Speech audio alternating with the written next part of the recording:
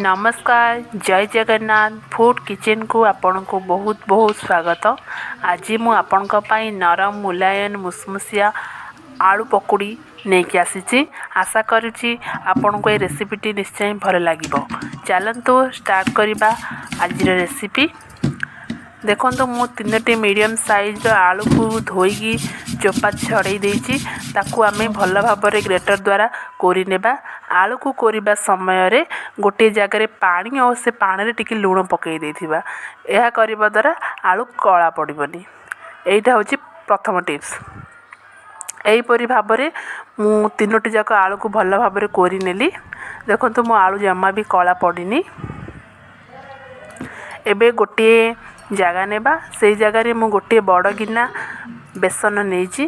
बेसन को प्रथमे चालनी द्वारा भल भाव टिके चलै देबा जहाँद्वारा किसी भी लम्स रही से मु आधा चमच जीरा आधा चमच जुआणी और टिके कस्तूरी मेथी और हलदी पकईकी ताको भल भाव घाटी नेली। से मुझे आलू को कोरिकी रखी पानी रू चिंपुड़ी से पकई नेबा। आलू और बेसन को देखिकी लूण पकेबा। एथिरे मु आधा चमच बेकिंग पाउडर पकई नउची। आपण चाहे बेकिंग सोडा मध्य पकई पारिबे। आपर मु टिके टिके करिकी पानी पकईकी आको भल भाव मिसई नेबा। आको बेसी पतला करिबेनी कि बेसी मोटा करिबेनी, माने पकोड़ी जो टाइप रुहे ताठू टिके बहलिया रहिबो। माने आम पियाज जेमिति करू ना सेई टाइप रहिबो। एटा से मु आधा चमच लंका गुंड पकईकी भल भाव मिसई नेली। आपण घर जदि छोट पिला अछन ताहले लंका गुंड स्किप कर पारिबे। एबे मु देखंतु तेल बसई नेची, तेल भी गरम हो गलानी। एबे आमे छोट छोट पकोड़ी टाइप पकईकी ताको भल छाणी नेबा। या को पकेबा समय गैस रो फ्लेम को मीडियम फ्लेम रे रखिबे। जदि मोर रेसिपीटी आपन को भल लगे ताहले मो वीडियो को निश्चय गोटे लाइक करेंगे, मो चैनल को सब्सक्राइब करेंगे जहाँद्वारा सबू वीडियो नोटिफिकेशन आपन पाखरे पहुँच पारिबो।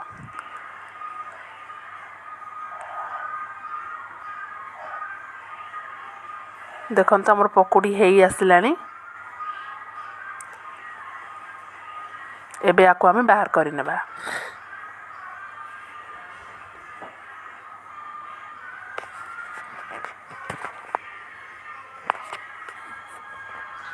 देखंतु आपण साउंड रू जानि पारुथिबे पकोड़ी केमिति क्रिस्पी बनीचे। आपण निश्चय ये रेसिपी को ट्राई करंतु, निश्चय आपण को भलो लागियो।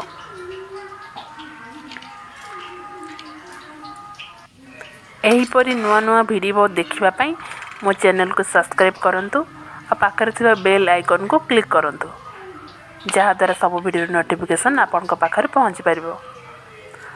धन्यवाद।